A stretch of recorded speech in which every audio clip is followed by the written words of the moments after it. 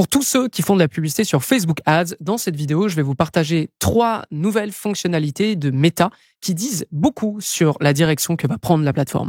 On démarre tout de suite.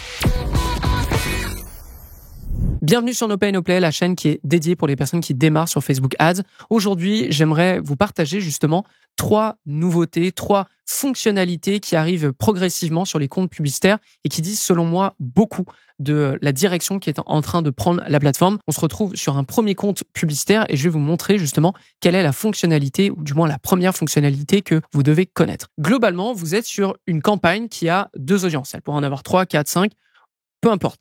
Ce qui va être intéressant, c'est lorsque vous allez choisir comment se dépense votre budget. Donc là, j'ai un budget au niveau de la campagne et non au niveau des ads ou au niveau des adsets, pardon. Si je fais ça, si je passe mon budget au niveau des audiences, voici ce qui va se passer. Meta, là, va me proposer un deal. Il va me dire, OK, tu veux mettre du budget au niveau de tes audiences, chose qu'il ne recommande pas parce qu'il préfère avoir un plus gros budget au niveau de sa campagne pour centraliser le budget, pour avoir plus de volume et lui, surtout, pour avoir plus de marge de manœuvre. Si vous lui imposez justement de mettre un budget au niveau des audiences pour être certain du budget qui est dépensé par audience et quasiment même par publicité, il va vous faire ce deal suivant. Est-ce que vous êtes OK pour partager jusqu'à 20% de votre budget d'adset entre d'autres adsets? Dans le sens, imaginons que vous aviez 2 audiences, l'audience 1 et l'audience 2. Imaginons que Meta, même s'il doit dépenser, 50 € sur le adset 1 et 50 € sur le adset 2, eh bien, Meta observe qu'il pourrait faire de meilleures conversions à un certain moment avec le adset 1, mais qu'il lui manque de l'argent, c'est-à-dire qu'il pourrait dépenser encore plus d'argent. Eh bien là, ici, vous acceptez que Meta dépense jusqu'à 20% de l'autre, de l'adset 2, justement, sur l'adset 1 pour maximiser vos performances. OK ? Et là, je trouve ça intéressant parce que, du coup, vous gardez encore cette approche de une audience, un budget, une audience, un budget, mais Meta tient encore cette possibilité pour lui de rassembler encore un petit peu plus de budget. Ça, c'est la première fonctionnalité. Pour moi, pas de problème. Si je ne suis pas dans une optique de vraiment de dépenses précises sur cette audience à tel niveau de dépense, moi, c'est typiquement le genre de paramétrage que je pourrais mettre en avant. Évidemment, par contre, de mon bord, je vous recommande quand même de rester sur des campagnes à CBO, c'est-à-dire une campagne où le budget est au niveau de la campagne, d'accord ? Pas au niveau des audiences. Ça, c'est quelque chose qu'on fait quasiment plus ou dans certains moments, mais typiquement, si vous démarrez sur Facebook Ads, je vous le recommande pas. Donc ça, c'est la première fonctionnalité. On passe sur un autre compte pour regarder la seconde fonctionnalité. OK, donc là, on se retrouve sur un nouveau compte, c'est un e-commerce. Généralement, c'est là que j'observe le plus cette fonctionnalité apparaître. Et cette fameuse fonctionnalité, elle est au niveau des adsets. Et elle va vous intéresser dès lors que vous êtes sur des audiences qui sont assez larges. On va rentrer dans la campagne, aller directement dans le adset. On est sur une campagne d'achat. La conversion est sur le site. Et comme vous pouvez l'observer juste ici, on a ce qu'on appelle ici de la value rule. Pour l'instant, c'est pas actif. Mais si je clique dessus, eh bien là, je peux créer une règle à propos de la valeur. Je vous explique très rapidement et après, je vous montre à quoi ça ressemble. Il faut comprendre un truc. Meta, comme sur la première fonctionnalité, a tout intérêt à garder le plus de marge de manœuvre pour optimiser vos résultats et faire mieux que ce que vous pensez être capable de faire tout seul. Donc, en gros, ce qu'il propose, c'est que lorsque vous avez une audience qui est très très large, c'est que vous puissiez lui dire qu'à tel moment, s'il est en train de cibler telle personne, eh bien, Meta a l'autorisation de dépenser plus ou de faire une enchère qui est plus importante pour être certain d'obtenir l'impression et notamment la conversion derrière. Ce qui veut dire que si vous connaissez bien votre segment, c'est-à-dire vous savez très bien que par exemple ce sont les femmes de 35 à 45 ans qui achètent le plus, eh bien lorsque Meta se retrouve devant une femme entre 30 et 45 ans, il est en mesure de dépenser plus. Je vous montre à quoi ça ressemble. Ici, j'ai un petit message. OK, je vais créer une valeur. Donc là, je vais dire par exemple, OK, je veux 35-44 ans, OK, et je veux des femmes. OK, on descend ici. Là, Meta peut, par exemple, augmenter le bid, c'est-à-dire l'enchère qu'il est prêt à faire de 50%. Moi, je pourrais dire 25%, je pourrais dire 100%. Mais à l'inverse, je peux aussi dire que toutes les personnes qui sont des hommes, parce que généralement, ils font un panier d'achat qui est bien inférieur, par exemple, de 18-24 ans, bien là, je vais lui dire decrease de 75%.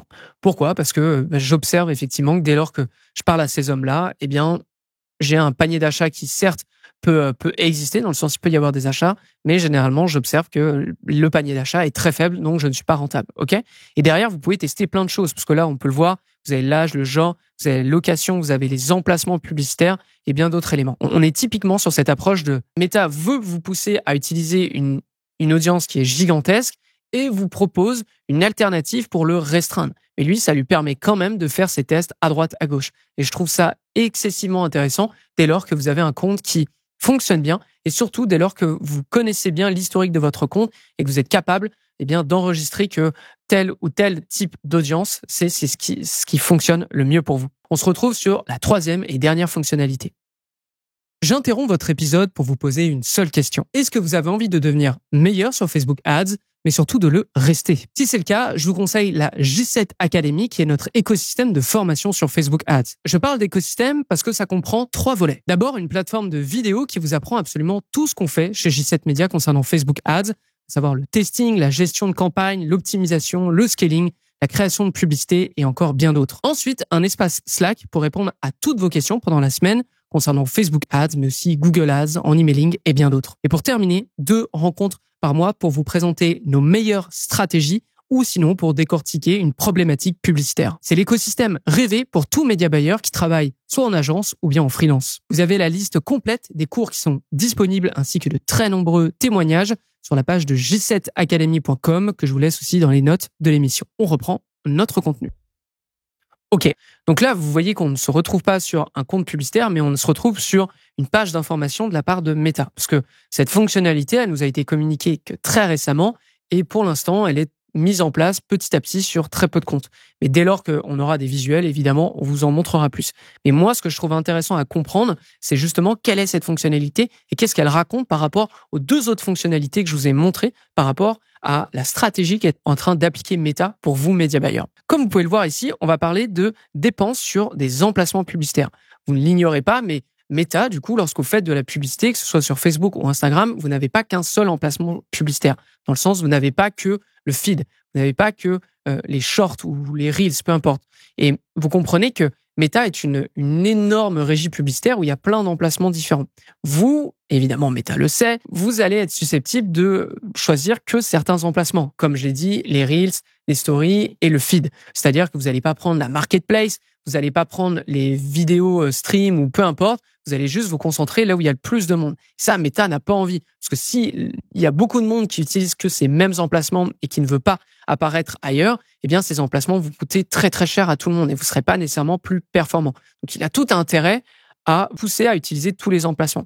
Et donc, pour les irrésistibles Gaulois qui ne veulent absolument pas sortir de justement ces quelques emplacements, eh bien Meta a trouvé la parade entre guillemets. Avec cette fonctionnalité, un peu comme la toute première, Meta vous propose que si il pense être capable d'avoir de meilleurs résultats sur un autre emplacement qui pourtant a été exclu à la base, c'est-à-dire que dans votre campagne, vous avez dit je ne veux pas faire de la publicité par exemple sur Messenger, si Meta estime qu'il est en mesure de vous apporter de meilleurs résultats sur la journée avec Messenger, sur un emplacement Messenger, eh bien, il est en mesure de prendre jusqu'à 5% de votre budget pour dépenser sur Messenger, d'accord?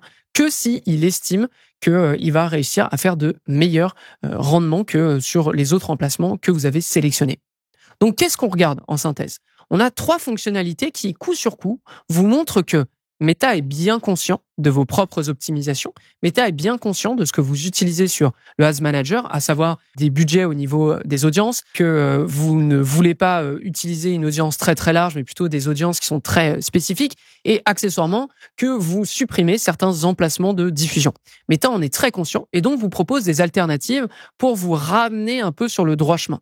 Pour plein de raisons, notamment justement pour que vous ne soyez pas coltiner sur certains emplacements et que ces emplacements coûtent une fortune derrière à tout le monde, mais surtout pour que lui ait une marge de manœuvre énorme. Et on l'a vu, nous, à l'agence, on l'observe évidemment, que plus vous laissez de la possibilité à Meta, plus il y a des chances que vous ayez de bons résultats. Donc, entre guillemets, c'est une façon pour Meta de montrer patte blanche et que derrière, vous reveniez justement sur des audiences qui sont très larges, sur des paramétrages qui sont très permissifs pour Meta et qu'il puisse derrière reprendre le contrôle sur vos campagnes. Et si ça vous intéresse, ce genre d'épisode, je vous invite très fortement à aller écouter mon épisode sur pourquoi les audiences Facebook Ads sont en train de disparaître peu à peu. C'est sur Social Scaling, notre autre chaîne Facebook Ads qui est dédiée justement à des approches un petit peu plus expertes.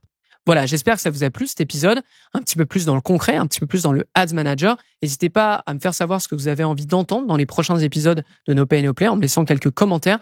Je vous le rappelle aussi, on est une agence Facebook Ads. On aide plein d'annonceurs, notamment des e-commerce et des lead gen, à gérer leurs campagnes et notamment à créer leur publicité. Si ça vous intéresse, j7media.com. Et si vous avez envie de devenir meilleur sur Facebook Ads, je vous invite très fortement à aller sur la J7 Academy, qui est notre plateforme, ou plutôt notre écosystème, pour former n'importe qui en media buying, que vous soyez un freelance, un annonceur, en agence, que vous soyez débutant, intermédiaire, expert. On a du contenu pour absolument tout le monde.